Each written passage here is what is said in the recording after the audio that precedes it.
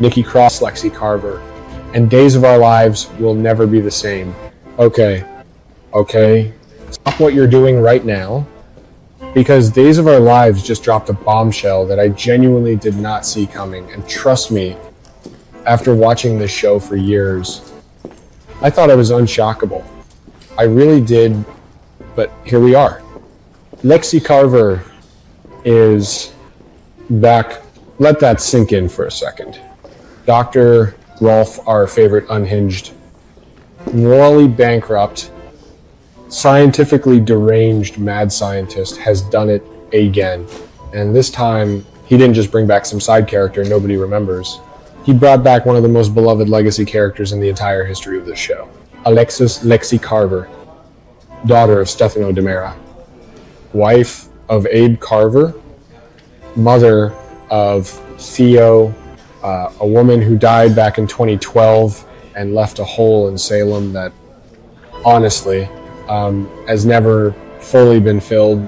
And the woman stepping into those shoes, into this absolutely enormous legacy, is Nikki Crawford, a Tony-nominated Broadway actress making her daytime television debut. Buckle up, because we have so much to talk about today.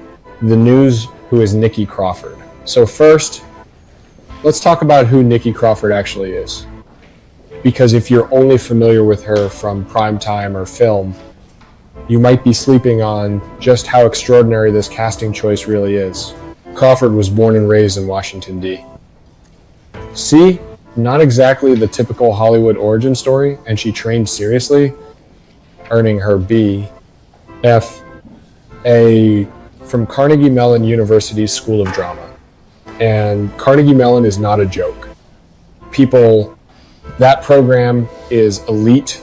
It's the kind of training that produces actors who can do everything stage, screen, comedy, drama, you name it. But here's what I find fascinating about her. She didn't start as an actress. She was a dancer first, a ballerina, and if you know anything about performance, you know that the discipline, the physicality, and the emotional expressiveness that comes from ballet training translates into acting in a way that's almost impossible to fake.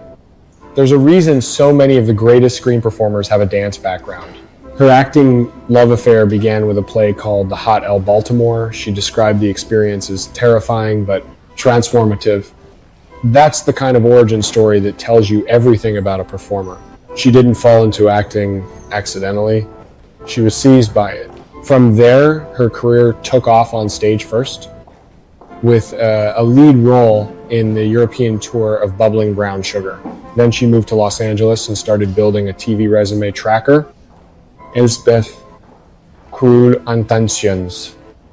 Criminal Lines, solid work, consistent work, but her real crown jewel. In 2023, she received a Tony Award nomination for Best Performance by an Actress in a Featured Role in a Play for Fat Ham, a brilliant reimagining of Hamlet set in the American South.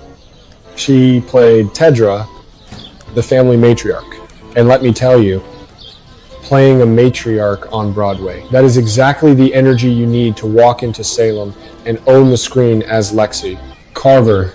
She was also handpicked by the legendary Mike Nichols. Mike Nichols, one of the greatest directors in American theatrical history, to star in the Las Vegas production of Spamalot in 2008, where she was named Vegas Showstopper of the Year.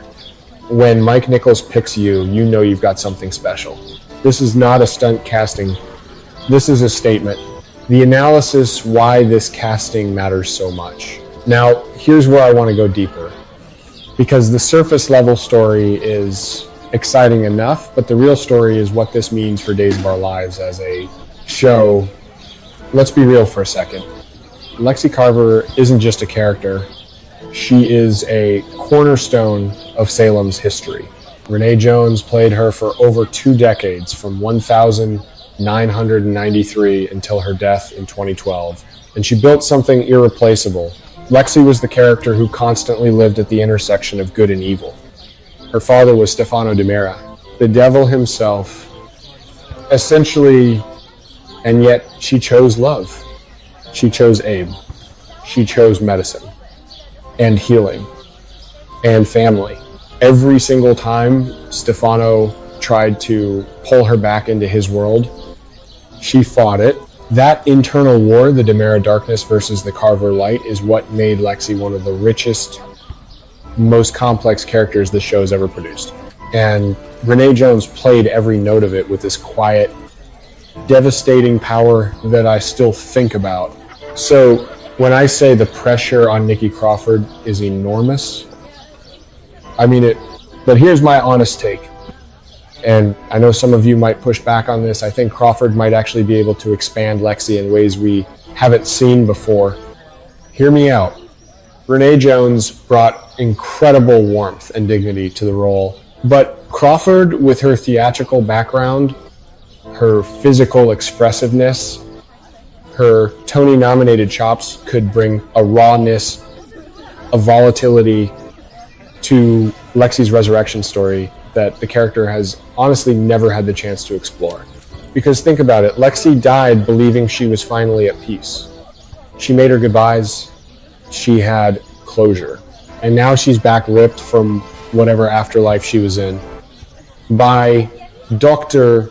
Rolf's science gone wrong, and she has to face a Salem that has fundamentally changed. Abe has moved on. Theo has grown up. Her father, Stefano, is dead. The whole world shifted while she was gone.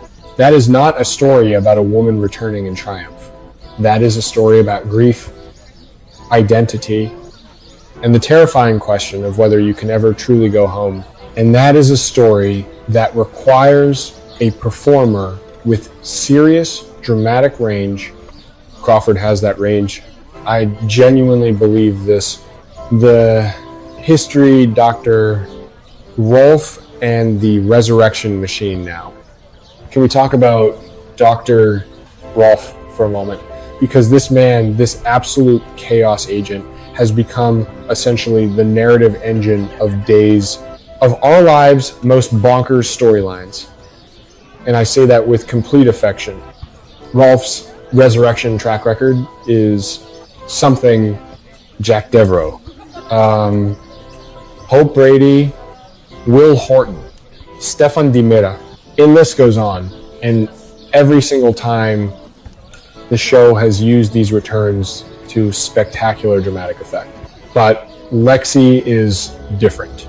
Because unlike most of Rolf's other projects, characters who died violently or under mysterious circumstances, Lexie died from a brain tumor. A very real, very human, very un-Salem cause of death, which means the show has to do some creative heavy lifting to explain how Rolf's serum works on someone who died of a neurological condition. And honestly, I'm curious, are they going to address the tumor? Is it gone? Or is Lexie coming back with a ticking clock alive again? But still carrying the same death sentence. Because if DOOL goes that route, if Lexie's resurrection is temporary or conditional, then suddenly we're in completely different dramatic territory. We're not just talking about a joyful reunion. We're talking about borrowed time. And borrowed time on a soap opera is devastating in the best possible way. That's my theory. And I'm sticking to it until proven wrong. The personal angle, what Crawford brings off screen. One more thing I want to highlight, because I think it says a lot about who Nikki Crawford is as a human being, and therefore what kind of energy she's going to bring to set every single day. During her run in Fat Ham on Broadway, she got to meet a parade of celebrities who came backstage after her performances. Sterling K, Brown, Catherine Keener, Deborah Messing, Cynthia Nixon, Cedric the Entertainer, and who left her genuinely, uncontrollably starstruck Whoopi Goldberg. She posted about it on Instagram with pure, unfiltered joy. Tonight was one of the rare times I was starstruck. I met Whoopi Goldberg, y'all. I love me some Whoopi. You know what that tells me? That is a woman who has not lost her sense of wonder. Even after the Tony nomination, after Mike Nichols handpicking her, After years of building one of the most impressive resumes in American theater, she still fangirls. She still gets genuinely excited. And that kind of authentic emotional availability, that is gold on a soap opera set. That's what makes scenes feel alive instead of manufactured. And then there's the news about Very Young Frankenstein, the Fox comedy pilot based on Mel Brooks' 1974 classic. Produced by Mel Brooks himself, with a cast that includes Zach Galifianakis, Cary Elwes, Kumail Nanjiani, and Dolly Wells. Crawford is part of that cast, which means she's not just dipping her toes into television, she's diving into the deep end simultaneously across multiple projects, multiple genres, multiple tones, comedy, drama, daytime, primetime, Broadway. This woman contains multitudes.